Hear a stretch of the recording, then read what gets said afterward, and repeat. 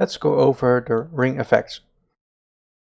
Basically, all it does is output a gradient of a ring or a more masked output.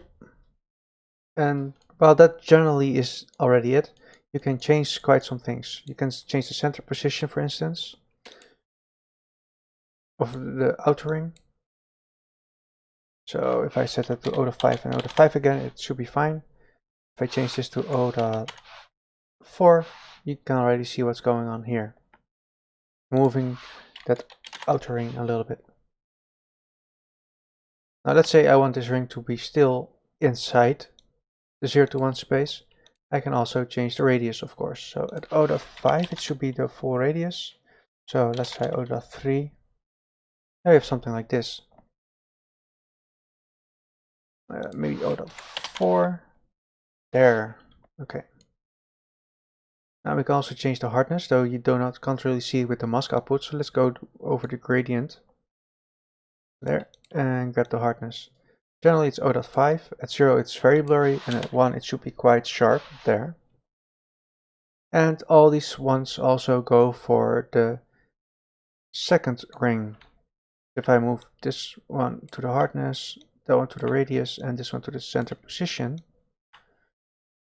you get something like this. Let me change this value to like O.6 and O.6, and you can see that it changes the shapes. Now you can actually basically put this on a timer or control through some blueprint logic and create like a nice fade out. Let me try and set one up real quick.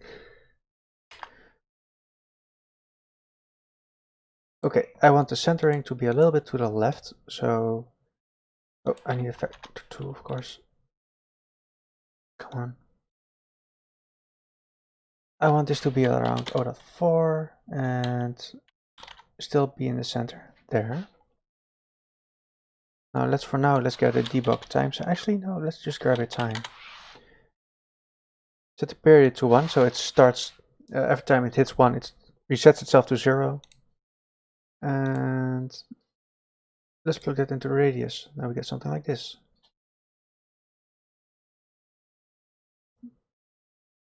I might want to lerp that to increase the radius a little bit, so to the O.2 or something. 1.25 should be fine. Yeah, it just fades out. Now what we can do, just to look at it a little bit better, is set this period to 2. There. Now you can see it fade out quite nicely. What I also can do is set this to 1 and just multiply that value by 2.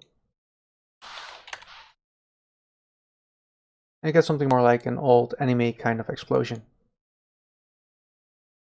You can also use the gradient, of course, and get something more like this. And if you apply like an insane high orange value to that, like 40, I have no idea. Put that there, set this to translucent and use the gradient output. You get something like this. If you use the mask output, you get a sharper one. There. And if you set it to masked, you get the same result here, and obviously the gradient gives a little bit different result, but you can also use a dither.